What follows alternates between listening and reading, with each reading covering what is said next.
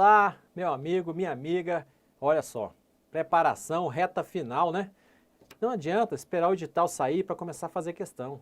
Você tem que começar a se preparar com questões antes, mesmo que você tenha dado aquela lida só inicial no regimento, ou teve contato aí com a nossa aula número 1, que lá no site do CDF Concursos, o nosso curso completo está lá. A aula 1 está gratuita para você dar aquela olhada e fazer a comparação aí com outros cursos no mercado e poder ter uma noção de como é a nossa seriedade aqui para tratar do seu sonho, da sua busca, dos seus objetivos, que é estar lá no Senado Federal, uma casa diferenciada, única, não é mesmo? Que até a Câmara onde eu trabalho, que eu sou servidor da Câmara, a Câmara ainda tem guarda alguma semelhança aí com as assembleias legislativas nos estados, onde tem deputado estadual e na Câmara deputado federal. Mas o Senado não, o Senado só tem um e o Senado é o senador, não tem o senador estadual nem o senador municipal, não é isso?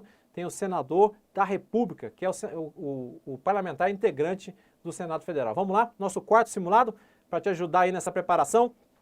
Quarto simulado, o último de uma série aí que fizemos um bloco de 4 simulados, totalizando 60 questões. Então, cada um tinha 15 questões e abordamos aí todo o regimento. Ah, professor, mas são só 15, mas já dá para você treinar. Que você que deu a lida ou estudou profundamente, você pega aquele bloco daqueles artigos, lê. Se você viu que não está lembrando mais daquele tema, é onde você tem que voltar, dar 2 passinhos para trás, pegar novamente aquela matéria, estudar e continuar avançando, porque o seu tempo tem que ser bem utilizado, né? Com disciplina, mas bem utilizado. Não adianta querer estudar muito só uma matéria e deixar as outras de lado. Então, por isso que a nossa ideia aqui é proporcionar para você uma preparação objetiva, metódica, ok? Vamos lá? Então, vamos partir já para a primeira questão. O Senado eu adaptei lá de 2008. Compete ao primeiro secretário da mesa do Senado assinar os autógrafos dos projetos e emendas a serem remetidos à Câmara dos Deputados. Professor, o primeiro secretário assina autógrafo, ele dá um autógrafo, é isso? Ele é famoso? Não tem nada a ver com fama. O autógrafo, ele é uma reprodução exata do quê? Da redação final. A redação final, ela é votada, né? Ela é deliberada, é aprovada a redação final daquele projeto de lei ou daquela proposta de emenda à Constituição, ela é aprovada. Aprovou a redação final, aquele texto definitivo, são feitos os autógrafos.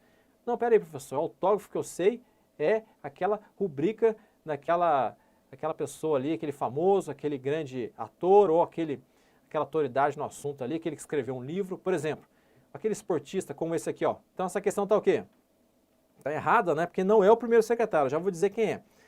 Mas olha aqui, autógrafo, apesar de ser muito importante aqui o autógrafo do nosso querido Ayrton Senna, um campeoníssimo, né? Mas autógrafo não é isso aqui lá no regimento interno. Autógrafo, nesse caso, é aquele documento, a reprodução da redação final, e quem vai assinar, nesse caso aqui, está previsto lá no artigo, olha só, apesar de eu ter falado lá os artigos, né? Mas, como trata de proposição, nesse trecho do regimento, trata das proposições e dos autógrafos, eu quis relembrar que quem assina autógrafo, nesse caso, é o presidente do Senado Federal, não é o primeiro secretário, olha só. Então, o presidente do Senado Federal, no artigo 48, trata das competências, nós vimos no primeiro bloco de simulado, o artigo 48, 20, 27. Vai estar dizendo lá que é o presidente que vai assinar os autógrafos, mas o primeiro secretário, ele também tem essas atribuições importantes. É por ele que entra as correspondências e também sai. Mas não são todas, que o presidente do Senado também, quando for uma correspondência, por exemplo, para governador, para chefe de outro poder, aí é o presidente do Senado. E no caso de autógrafo, presidente do Senado. Autógrafo remetido para a Câmara, ou autógrafo remetido para a sanção do presidente da República, autógrafo que ficou dentro do próprio Senado, não é isso? Se for um projeto de resolução, presidente do Senado Federal, ok? Estamos tratando de proposição, vamos continuar, mais uma aí do Senado, em regra ao final da legislatura, são arquivadas todas as proposições em tramitação do Senado. Há, entretanto, exceções, sabemos que as bancas adoram exceções, é correto afirmar que haverá arquivamento de proposições. Então, em 2012, o Senado queria saber se o candidato sabia identificar quando que é correto afirmar que haverá arquivamento de proposições. Quando que você identificava ali aquelas proposições de forma correta, aquelas que seriam arquivadas ou não. ok? Tem umas que não são arquivadas, são exceção. E é o caso aqui. Vamos lá. Primeira, que tratam de matéria de competência exclusiva do Congresso Nacional. Essas não são arquivadas. Não são arquivadas, elas continuam. Em regra, se arquivam todas. Nesse caso, não são arquivadas. B. De autoria de senadores que permaneçam no exercício do mandato ou que tenham sido reeleitos. Já vamos anotar aqui o artigo, para você dar uma olhada lá depois, mas eu tenho um desenho aqui na frente que vai ajudar a gente muito. Quer ver? Ó? Então, essas aqui também não são arquivadas. Originárias da Câmara ou por ela revisada, não são arquivadas. Vou pular a letra D, hein? Com parecer favorável das comissões, não são arquivadas. Por quê? Se elas já têm o parecer, já houve um estudo sobre elas, é interessante mantê-las ainda um tempo antes de arquivar, porque elas podem ser aprovadas logo na sequência. Agora a letra D, que versem sobre matéria de relevante interesse nacional. Essa aqui é a resposta, mas não está lá, esse item D não está lá no artigo 332. Não, professor, não entendi nada. Calma. Vamos lá. É assim que estuda o regimento. Olha só. 332. Regra. Todas as matérias devem ser arquivadas. É o princípio da unidade de legislatura. Esse princípio aí é reconhecido pela doutrina e pelo STF, principalmente em relação às CPIs, o princípio da unidade de legislatura. Ao final de toda a legislatura, uma CPI não pode passar de uma legislatura para outra. Criou-se o princípio aí da unidade de legislatura. Aqueles 4 anos. Os 4 anos seriam incomunicáveis, não é isso? 4 anos de uma legislatura, incomunicável com os outros 4 anos, para se marcar aquele período. Mas há exceções, e uma das exceções são projetos que ficam 20, 15 anos tramitando. É lógico que esses projetos passaram de uma legislatura para outra. É um tipo de exceção. Então, olha aqui. Todas são arquivadas, exceto a lista. Calma, já vou te mostrar a lista. Não fica ansioso, não. Tem uma lista. Essa lista foi justamente a lista que a banca cobrou lá no concurso de 2012. Então, essa lista não é arquivada. Agora, vai existir um arquivamento automático de todas as proposições, inclusive da lista. Então quer dizer que a lista, apesar de não ser arquivada no primeiro momento, vai ter um arquivamento automático depois. Vai. Quando? Nesse caso aqui, ó, se a proposição já tiver tramitado por 2 legislaturas, aí ela vai ser arquivada automaticamente. Mesmo assim, opa, então essa aqui vai arquivar, já tramitou, vamos supor, PL número 1, tramitou numa legislatura, na segunda legislatura, mas consta da lista, vai ser arquivado. Vai ser arquivado, exceto se 1/3, ó, olha aqui, 1/3 dos senadores solicitarem que ele não seja arquivado, que ele continue a sua tramitação nos primeiros 60 dias, aqui ó, está lá no parágrafo 1º, após a abertura da sessão.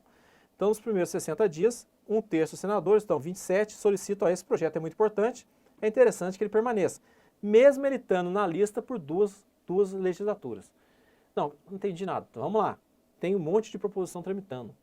Agora, no final da última legislatura, mais de 2.000 proposições foram arquivadas. Pra você ter uma ideia, mais de 2.000, quase 3.000. Então, aquelas proposições, em regra, são arquivadas. Não, mas essas da lista não vamos arquivar. Foi o que a banca cobrou, exceto as da lista. Ela cobrou o que está na lista e o que deveria ser arquivado. A de relevante interesse nacional poderia arquivar. As da lista não, mas até a da lista podem ser arquivadas se já estão tramitando há 2 legislaturas e se nenhum pedido para que elas permaneçam fosse feito. Então, qual é a lista? Essa aqui, ó. Então, a banca cobrou isso aqui. Aquelas proposições originárias da Câmara ou por ela revisadas não são arquivadas no primeiro momento. De autoria de senadores que permaneçam no exercício do mandato ou que tenham sido reeleitos, não são arquivados. Tá vendo? São os itens lá da questão. Vamos voltar lá. Ó, originárias da Câmara por ela revisadas. Tá vendo? São os itens da lista que a banca veio e cobrou. Aquele item D, o item D não está aqui na lista, então aquela lá seria arquivada. Então continua aqui os itens. Mesmo essas, se tramitar por 2 legislaturas, serão arquivadas. Mas salvo se 1/3 dos senadores não pedirem que elas permaneçam. Ok. Agora, olha só. O último item. A desarquivada por 1/3, então mesmo aquela que 1/3 dos senadores, né, desarquivou elas, deixando que elas permaneçam tramitando, mesmo essas, e elas não forem concluídas na 3ª legislatura, então essas que foram pedidas, desarquivadas, permaneceram tramitando, se elas não forem concluídas nessa 3ª legislatura, serão arquivadas definitivamente, ok? Aqui, ó. Aí o parágrafo 2º vai dizer que elas são arquivadas definitivamente. Com essas duas telas, você resolve não só aquela questão, como qualquer outra questão que cair sobre arquivamento de proposição. Beleza? Vamos embora para frente. Caramba, essa segunda questão nossa, ainda temos aí pelo menos 13 pela frente. Vamos lá. Quando se trata de matéria que envolva perigo para a segurança nacional ou providência para atender calamidade pública, poderá ser requerida a urgência corretíssima, a urgência do 336, inciso 1. É a urgência aqui, é a urgência da urgência, né? Essa aqui é a mais rápida, né? É a urgência que foi usada agora no PL. Um exemplo foi o PL agora 23 de 2020, PL do coronavírus, lá no Senado. Foi utilizado justamente esse fundamento aqui para poder aprovar o PL. As regras da urgência são muito interessantes, cai na prova direto, essa aqui está correta. É grande chance de estar na sua próxima prova. Eu, lá nas redes sociais, @professor Quintanilha, eu tenho até postado algumas coisas, algumas dicas sobre estudar o regimento. Uma delas é sobre urgência. Eu criei lá, ó, você tem urgência, que é a urgência urgentíssima, né? A urgência urgentíssima. A urgência urgentíssima, que é do artigo 3361. E você tem a urgência, que é a urgência. Ela é sumária e ela está no artigo 336(2) e 3. Essa é mais lenta um pouco, e essa é mais rápida, essa aqui é a mais utilizada pelos líderes, é a mais utilizada essa aqui. Então vamos colocar aqui, ó, essa aqui, ó, essa é a mais utilizada. Requerimento dos líderes, vai colocar em pauta o projeto na segunda sessão deliberativa ordinária. Então aprova o requerimento, na segunda sessão já entra na pauta aquele projeto. A outra do inciso 3 já entra na quarta sessão. E a primeira já é imediatamente, foi como aconteceu com o coronavírus. Vamos olhar aqui a telinha e guardar bem. O que trata dessas urgências, vamos dar uma olhadinha aqui na próxima, ó. Vamos ver se é essa aqui mesmo. Não, é depois dessa. O que essa urgência ela faz? Então, na questão 4, ó, a urgência ela dispensa interstícios, prazos, formalidades regimentais. Ó. Então, interstícios, prazos ou formalidades. Mas isso não ocorre durante toda a tramitação da matéria. Eu pergunto para você, você acha que ia ter uma urgência que só ia dispensar essas formalidades em algum momento? Ou essa urgência para acelerar o processo, ela dispensaria durante todo o trajeto da proposição? Durante todo o trajeto, não é isso? Então essa questão aqui, ó, ela está errada. E aí você vai encontrar isso lá no artigo, aqui o 337. Eu vou logo mostrar um esqueminha para você. Caiu também lá em 2012, isso aqui caiu em 2012. Então olha só, o interstício é aquele intervalo entre uma etapa ou outra do processo. E os prazos também, são prazos, são dias contados. Então a ideia da urgência é acelerar. Então ela vai dispensar isso aí, prazo, interstício, formalidades regimentais, vamos dispensar. Mas tem itens que jamais serão dispensados, que são essa tela que eu queria te mostrar. Olha só, quais são esses? Então a urgência acelera o processo, corre que o projeto tem que ser aprovado.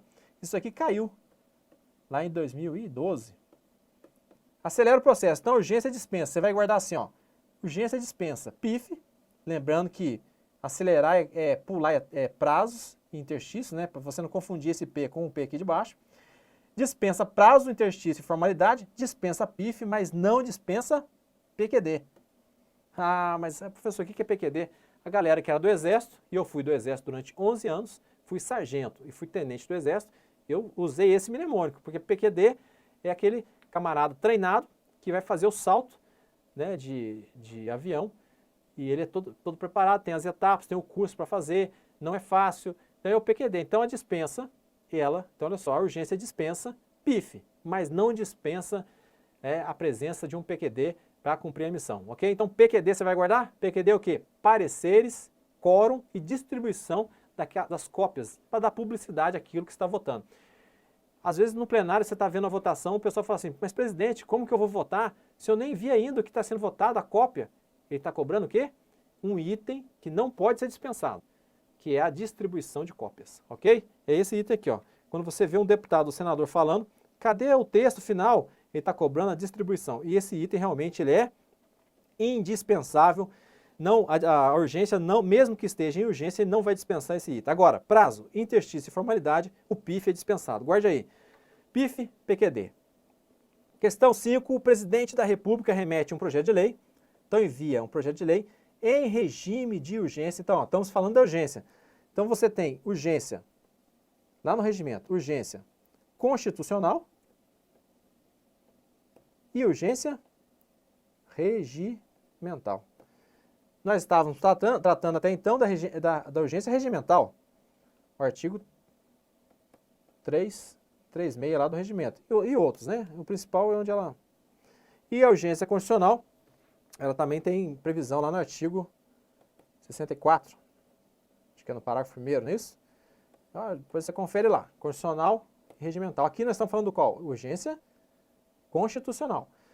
O projeto tratando de segurança pública, após o trâmite normal na Câmara, o projeto ingressa no Senado. O projeto será apreciado sucessivamente pelas comissões.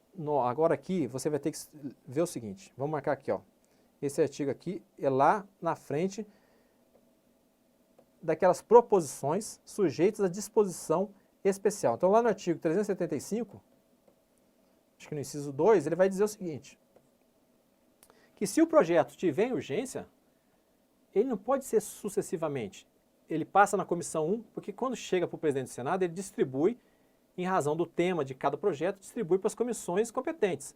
Então o projeto é de educação, mas também tem uma penalidade, vai passar na comissão de educação e na CCJ, que é direito penal, que se ele tiver uma penalidade lá por algum desrespeito à regra, né? Então vai passar nas duas comissões, pode envolver mais outra comissão. Então talvez a comissão que envolve a parte financeira. Então passa ali em 3 comissões.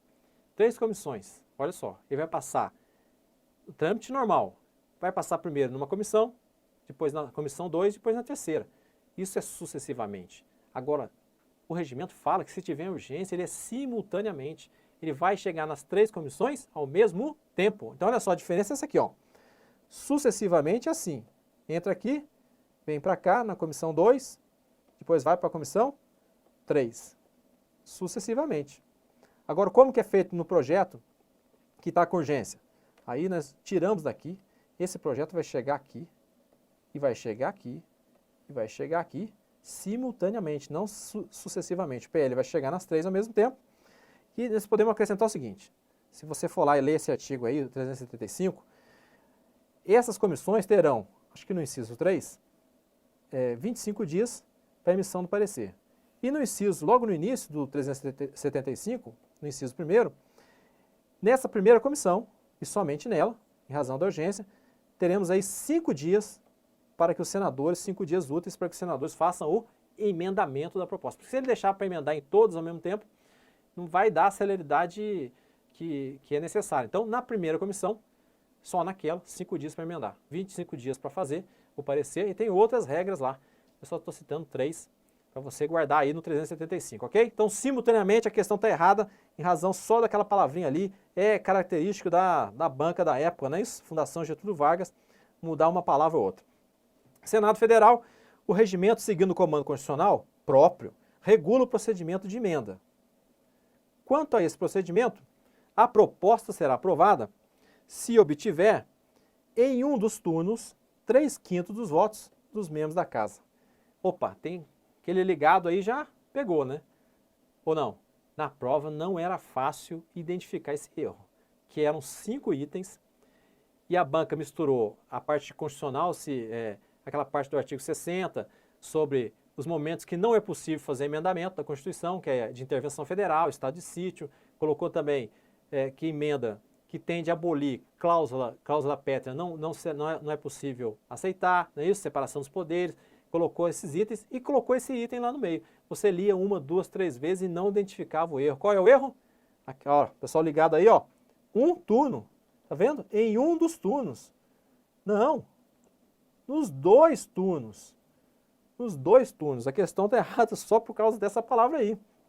São nos 2 turnos, né?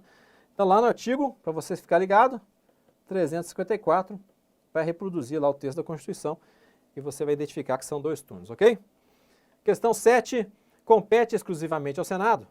Opa, ao Congresso aqui, né? Olha só, compete exclusivamente ao Congresso resolver definitivamente sobre tratados, acordos ou atos internacionais.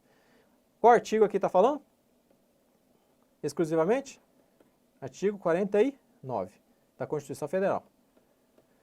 No âmbito do Senado, agora sim, no âmbito do Senado, o projeto será lido, será publicado, distribuído em avulso e remetido à Comissão de Relações Exteriores. Será lido quando? Qual o período da sessão? Quem lembra? No período de expediente. Será lido no período de expediente, publicado, distribuído em avulso e remetido à Comissão de Relações Exteriores. É essa comissão, realmente tem que guardar, é fácil de guardar, que é a Comissão de Relações Exteriores, Defesa Nacional, que vai tratar dos acordos internacionais. Ok? O que mais? Está correta a questão, né? Essa questão 7 aí já é mais para frente. Se o APEC é no 354, esses atos, ainda lá nas disposições especiais lá, né, de tramitação, isso aqui está lá no artigo 376. E vai ter o regramento lá dos atos internacionais. Então está correta a questão. O que dá mais para a gente acrescentar aqui é falar um pouquinho de ato. Tem o regramento lá, que esse ato, o inciso primeiro, ele vai dizer que esse ato vai chegar em português, em língua portuguesa, em cópia autenticada. Esse ato chega lá na comissão.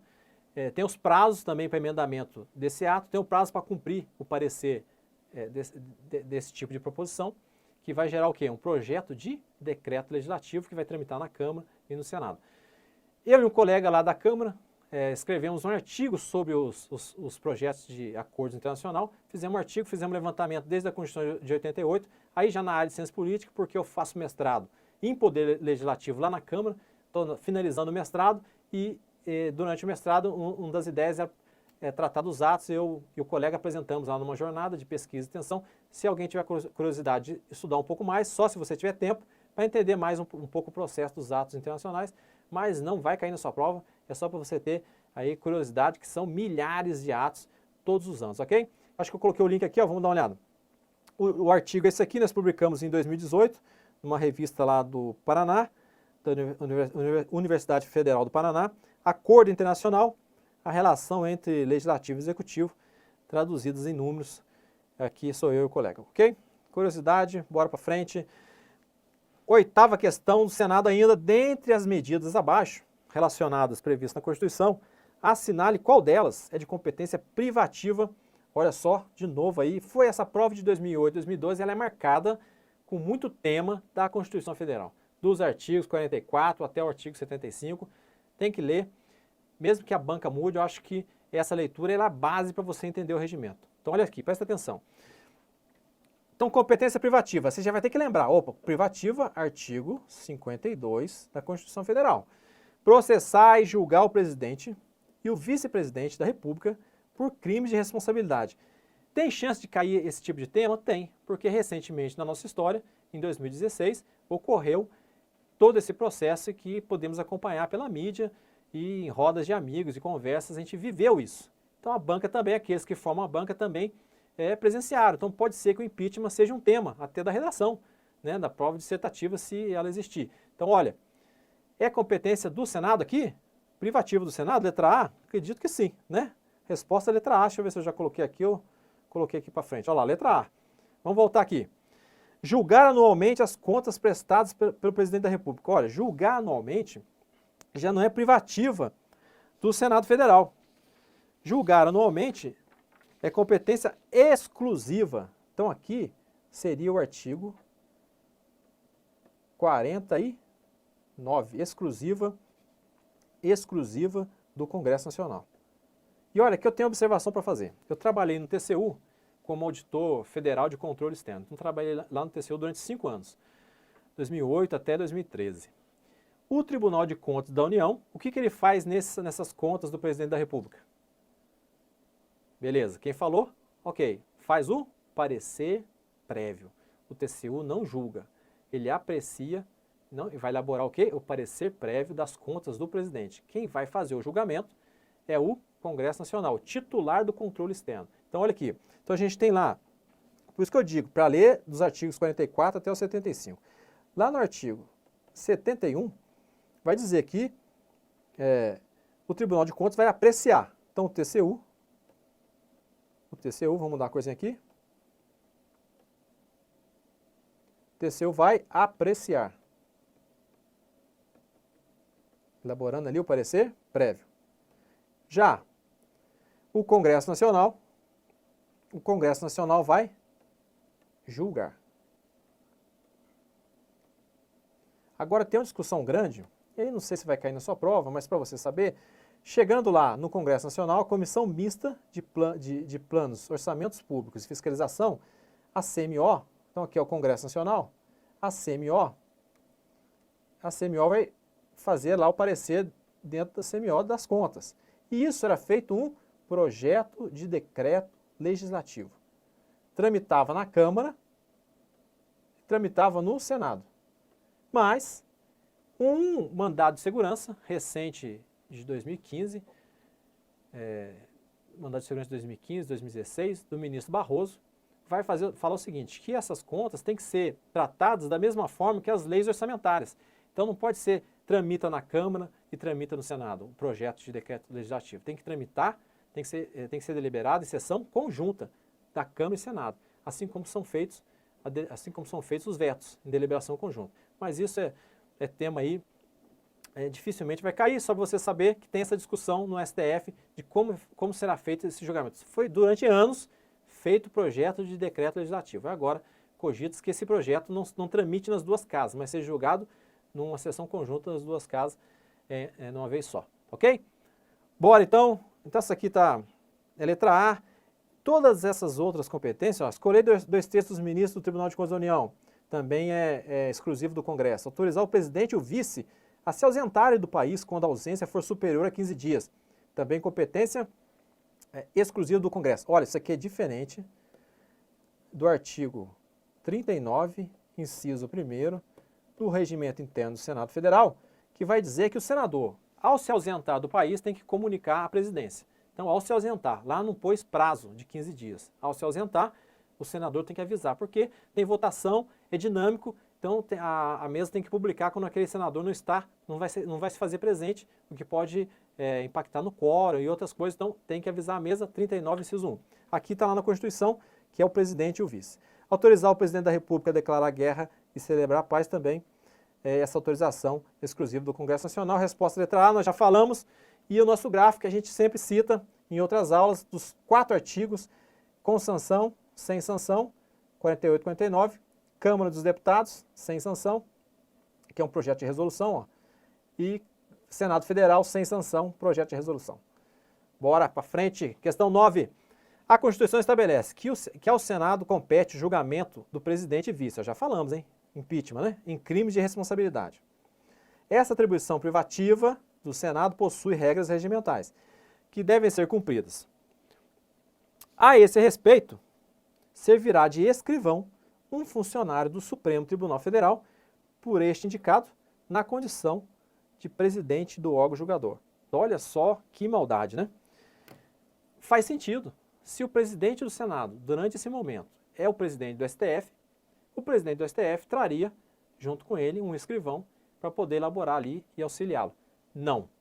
Esse escrivão é do Senado Federal, é servidor do Senado Federal. No último processo que ocorreu, o escrivão era o secretário-geral da mesa, aquele que conhece todo o processo, é ele que comanda essa parte legislativa, ele que estava assessorando, então, o presidente do STF e todas as regras ali do processo de impeachment. Então, olha aqui, guarde aí.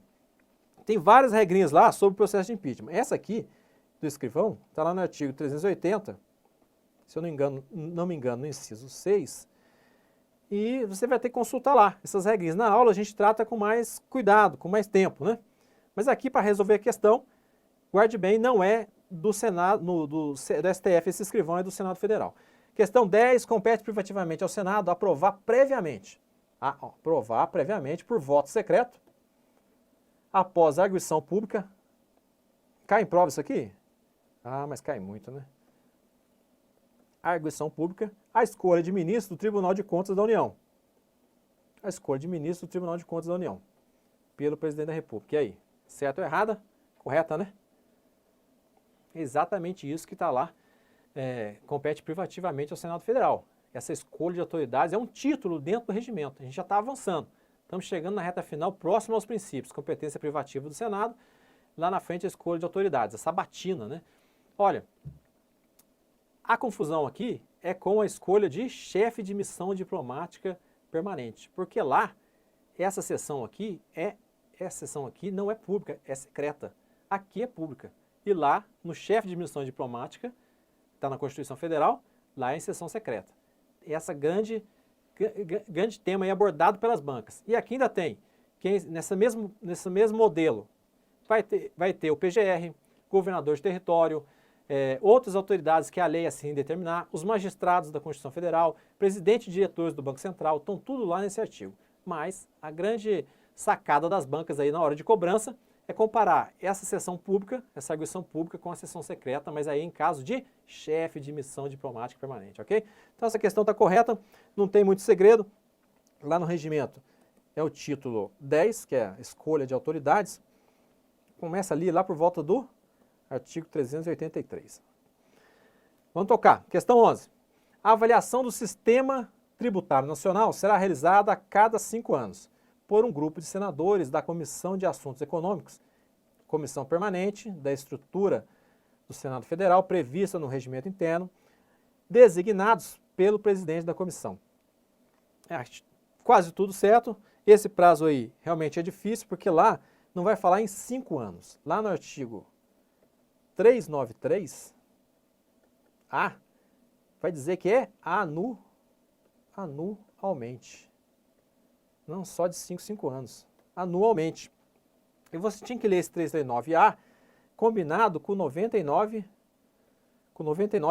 que vai dizer sobre o sistema tributário nacional e até descendo aí nas administrações tributárias dos entes subnacionais. Competência, então, do Senado Federal, privativa, a resposta aqui está errada só em razão do prazo ali, que não são 5 anos, mas anualmente. Agora, da questão 12 até a 15, é um tema que certamente vai estar na sua prova. Os princípios gerais do processo legislativo. Professor, todos os princípios, todos estão lá? Não. Tem o princípio que a gente já falou, da unidade de legislatura, que não está aqui, mas é um princípio constitucional conhecido. Então esse princípio está aqui no final. O princípio da representação partidária, né, que o partido com maior número de senadores vai ter um espaço de poder maior e o partido menor vai ter um espaço menor. Representação partidária que é aplicada nas comissões e inclusive na mesa, na formação da mesa, se representa também, busca, né, representar esse princípio na formação da mesa diretora. Então, tem outros princípios e princípios constitucionais do processo legislativo, mas do 412, esse você vai ter que ler 1, 2, 3, 4, várias vezes, e se apegar bastante, com muita atenção, nas exceções, que é onde a banca costuma misturar. Então, essa questão mesmo foi isso. Colocou uma exceção onde não existia. Olha só, o regimento possui um título dedicado aos princípios gerais do processo legislativo. Perfeitamente.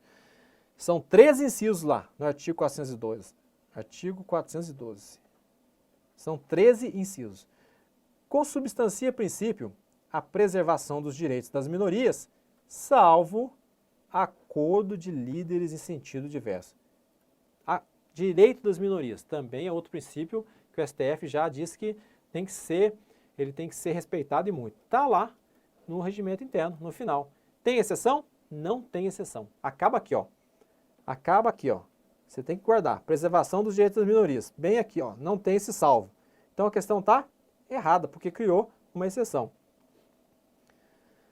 Próxima. Constitui princípio geral a pauta de decisões feita, né, essa pauta com antecedência, tal que possibilite a todos os senadores seu devido conhecimento. É a publicidade que tem que ser dada aos atos, né?